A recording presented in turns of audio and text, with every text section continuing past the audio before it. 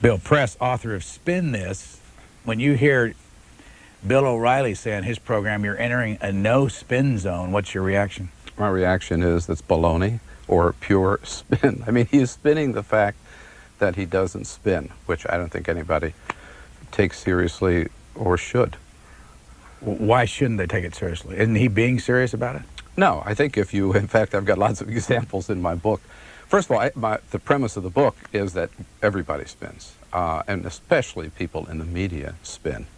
And for someone to say that I am different than anybody else, that everybody else spins, but I tell the absolute truth, is just not credible. It's not believable. It's an act, and it's a successful act, by the way. His show is very successful. But if you listen to the top of his show, he will say things like, for example, is Al Gore, has Al Gore really grown a beard because he knows he doesn't have a chance in 2004 and he's already giving up? You're entering the spin-free zone. Well, he's already given the spin, sort of proving the case. It's a shtick. And it's a successful shtick, but... Now, during this interview, what should be the tip-off that you're spinning us? When my lips are moving. That's kind of what I say about politicians. We always used to say, how can you tell when a politician is lying when his lips are moving? I think today we would say, how do you tell when almost anybody is spinning? Which again, the point I try to make in the book is we hear about so much about political spin, and that's true, and that's sort of the place where you find the most spin in life is in politics. Politicians can hardly talk without spinning. But what I found out once I got into looking into spin is that everybody spins. It is universal. Preachers spin and salesmen spin. Advertising is pure spin. Doctors spin their patients. Lawyers spin judges, and we spin each other in our daily lives. Who have you ever met in your life or watched in your life that doesn't spin? The one that I think comes the closest to it, and I talk about him in the book because I admire him a great deal, is Senator John McCain. I traveled with McCain during the last presidential campaign, not a long time, not the whole campaign, but I spent a few days with him in New Hampshire. And I was just stunned to see how accessible he made himself. For example, the Straight Talk Express, which could be called the No Spin Express, right? And McCain would walk on the bus, sit down, there'd be a gaggle of reporters around him, chosen each day or rotated in and out by his staff. And McCain would just sit down and basically say, fire away. There was no opening statement, there was no opening spin. He would take any questions. He never ducked one question. And he was a prisoner on that bus. We were going that day to his last town meeting, which was Peterborough, New Hampshire. It was maybe an hour and 15 minutes away. So, you know, he couldn't run to the back of the bus. He couldn't run off the bus. I don't know any other politician in this country who is capable of doing that or who would consider doing that. Why didn't he win then? Alas, because spin works. And I think sometimes that John McCain's straight talk got him into trouble. The Bush campaign were very adept at spinning. In fact, they were able to spin. The reason that McCain got such good press was because all the reporters, liked him personally and didn't like George Bush personally. So they turned it against the media, when in fact, he got such good press because he was so good, and he was so honest, and he was so forthright, and he gave out a lot of good material. How many years have you now worked for CNN? 5.5. Came in February 1996 as co-host of Crossfire. Go back to when it all started. Who called you first? Who called you first at CNN, and why? Oh, you mean how Crossfire started? Yeah, but how did you get there? Well, I was doing radio and television in California at 2 stations in Southern California. First KABC TV and then KCOP TV. And I always wanted to take a shot at the national level. Tried several times, failed. They didn't want anything to do with anybody from California. Who didn't? ABC didn't. CNN at that time didn't. I tried, various things. When I was working at the ABC station in LA, for example, I wanted to sit in. I asked if I could sit in on the Brinkley Round Table, maybe, once a year, just as a voice from outside the Beltway. Nobody was ever interested. So then, fast forward to 1996, I read in the Los Angeles Times that Michael Kinsley had left Crossfire. And I thought, well, maybe one more stab. So CNN didn't call me. I called CNN. I called Rick Davis, who's executive producer of Crossfire, and I said, look, I do TV. I've done TV for 10, 12 years. I'm good at it. I know as much as all those guys do. Give me a shot. Try somebody outside the Beltway. And I was lucky because he had seen me debating Pat Buchanan once at a convention somewhere, in Los Angeles, actually. And so he remembered that, and he said, yeah, I'll give you a shot, so I'll call you. Never called. So I was coming back here. A friend of mine was being sworn in as ambassador, and I called Davis again and said, I'm coming to Washington on my own nickel. I'll be in town. How about that shot you promised me? And he said, what could he say? I said, I was here, so he said, okay, we'll do it. 1, 2, 3 days, I think. And so I came in, I got in the rotation up against some pretty heavyweight contenders and got the job. What happened next? How do you know at what point did you know you were going to get this job? Well, it was it was a funny process. When I came in, I did 3 days with Bob Novak. At the time, Novak and Sununu were the co-hosts.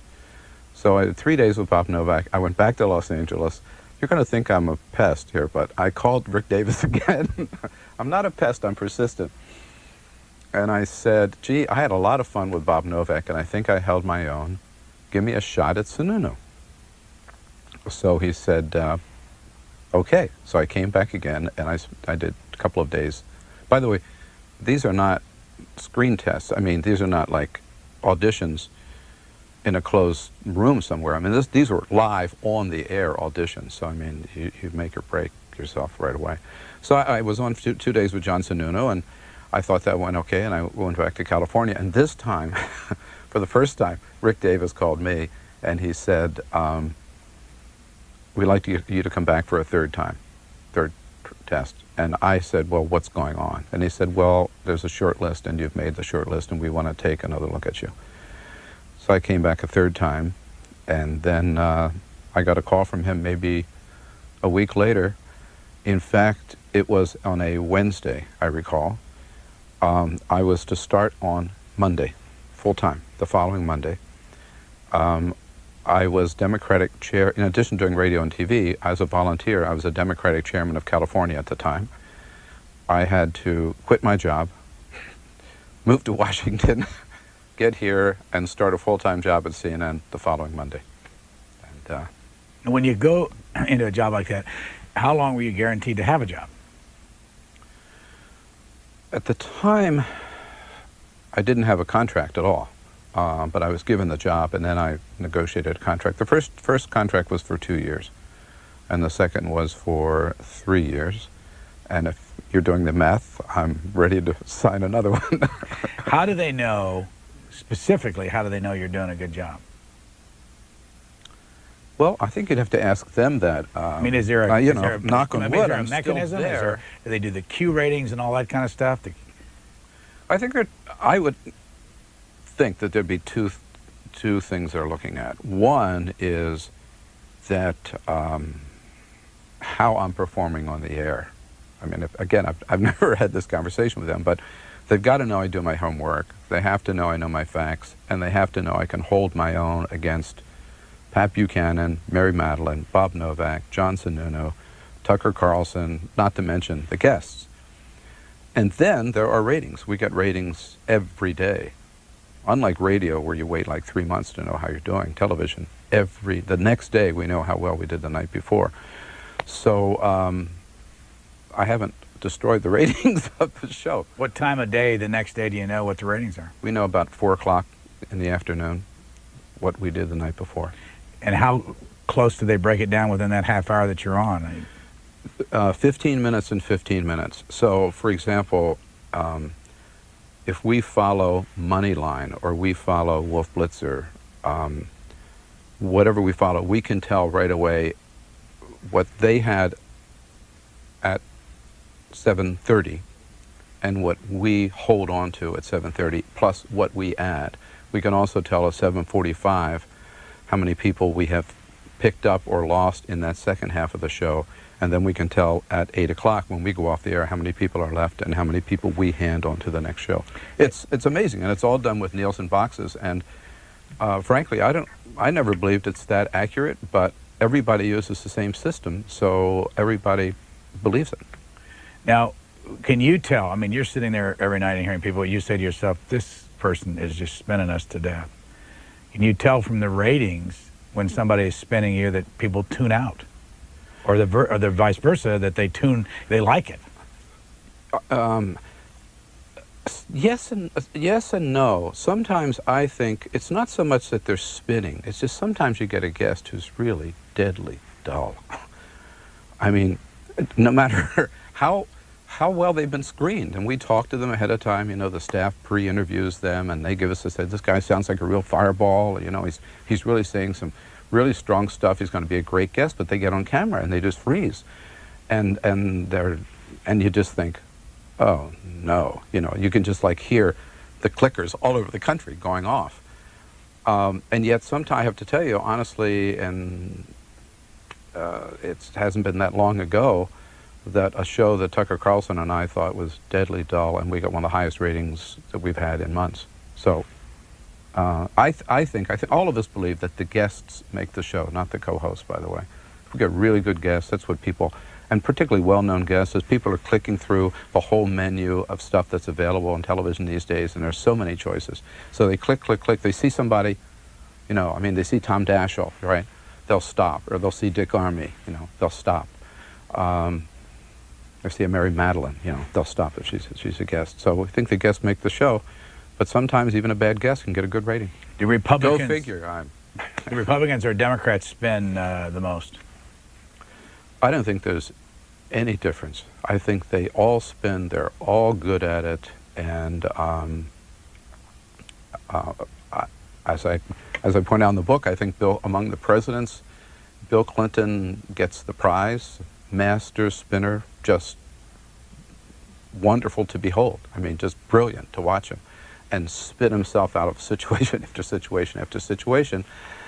And yet, I have to admit, and I give him credit, the Bush White House is keeping up with the Clinton White House, I believe, so far. They're very, very good. They're very adept. Karl Rove, Karen Hughes, during the campaign and in the White House, I think they have been masters of the art. When did you get the idea for this book? Remember the first moment? Yeah, actually, like many ideas, it came to me in the shower. Eureka! When? During the spin room. For a while, we started during the last presidential campaign. CNN needed to do something different. Late night,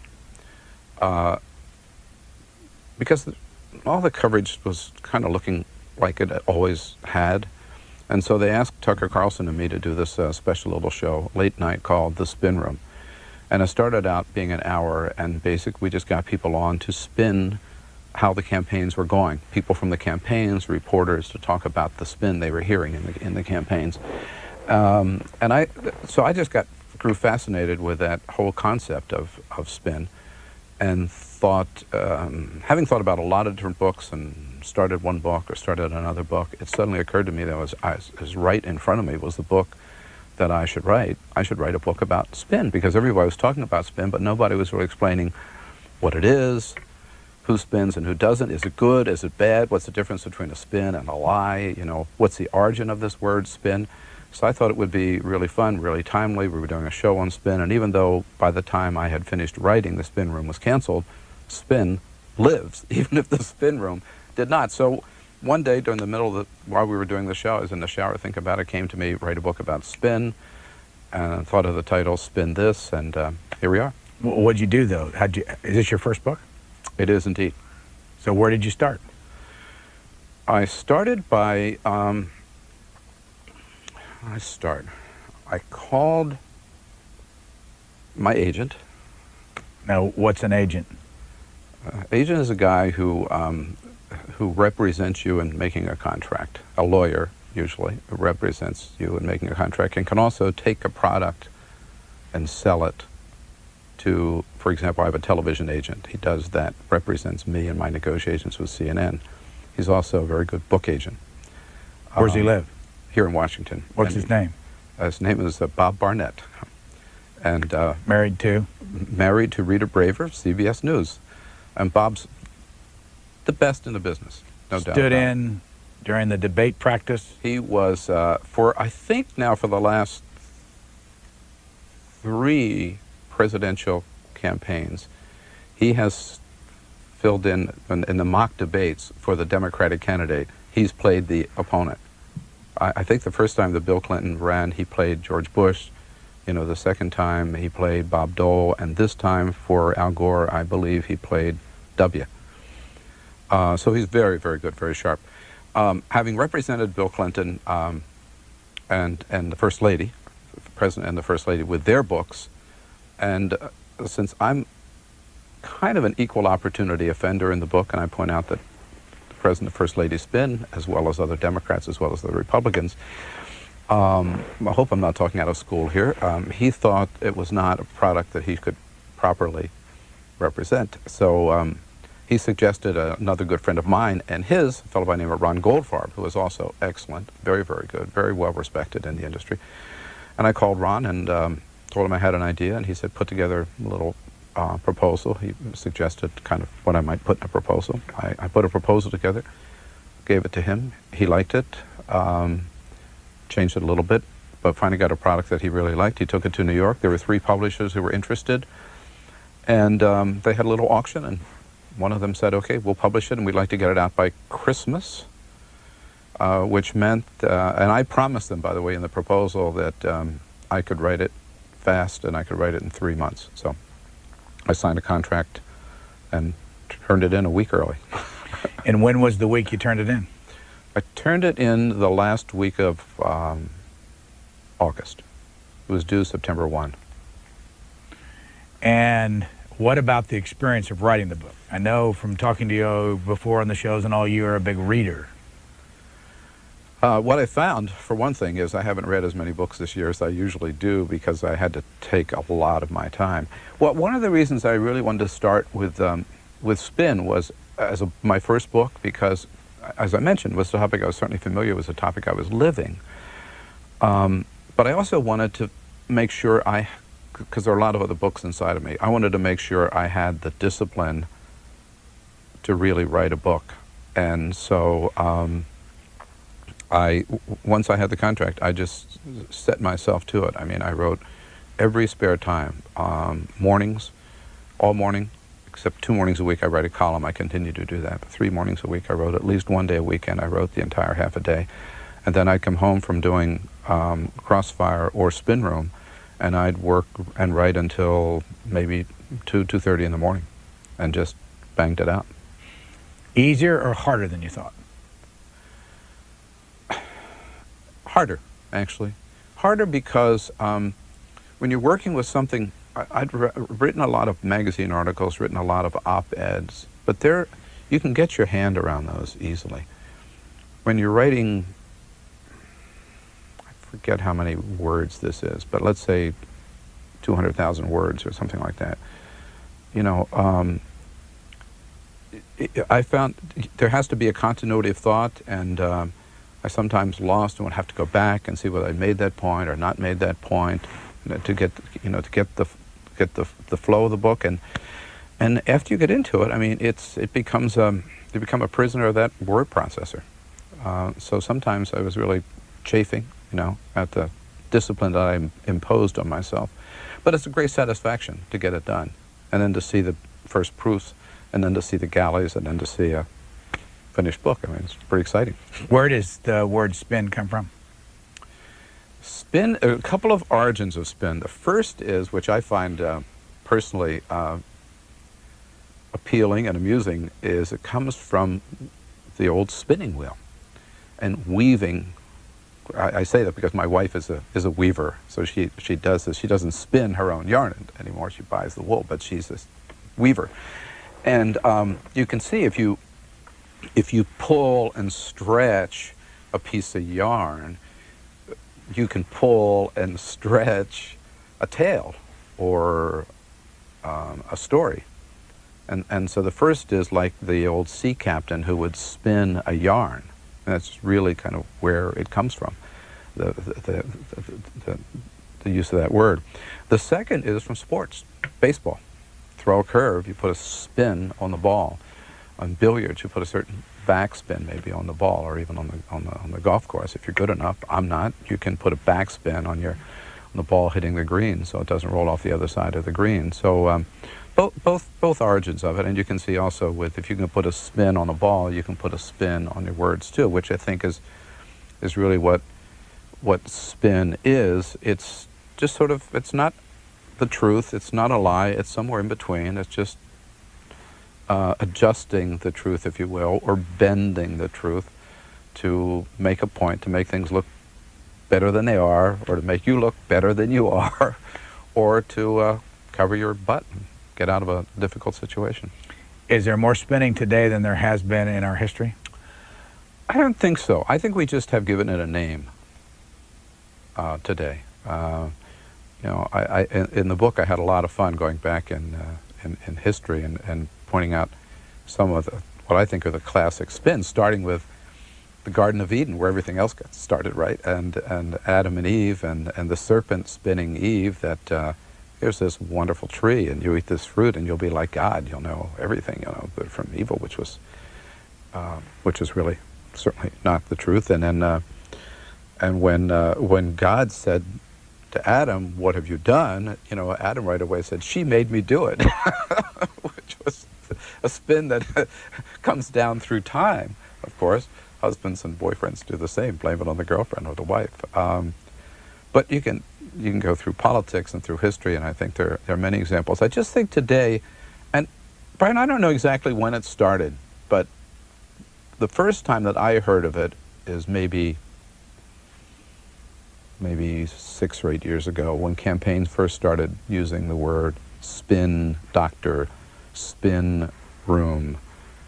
After a debate, for example, everybody gathers in this hall, and the candidates come in, and all their handlers come in, and all their friends come in. Why?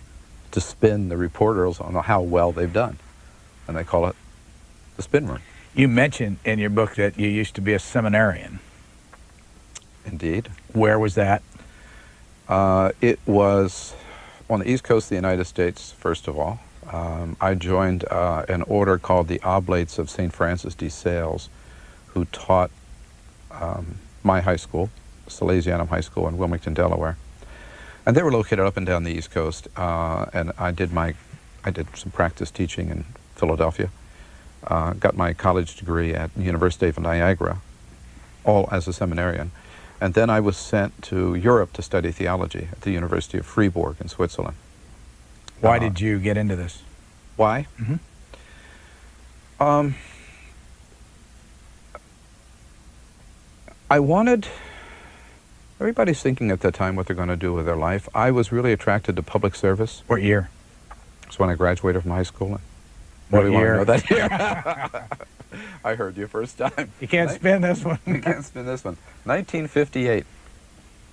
And at first I thought about studying law, because I was thinking of the pro bono kind of lawyer, helping people, and I actually applied for law school. And then I was attracted to the work that these men did at the school, their life of service, and a combination of public service and God's service, if you will. So I thought this would be the right career for me. And I realized, it took me 9 years, but once I was that far along, that I would have come out as a priest whose job was to teach high school. And as much as I liked teaching, I wanted to do more with my life than be a high school teacher. I wanted to be more involved in community affairs.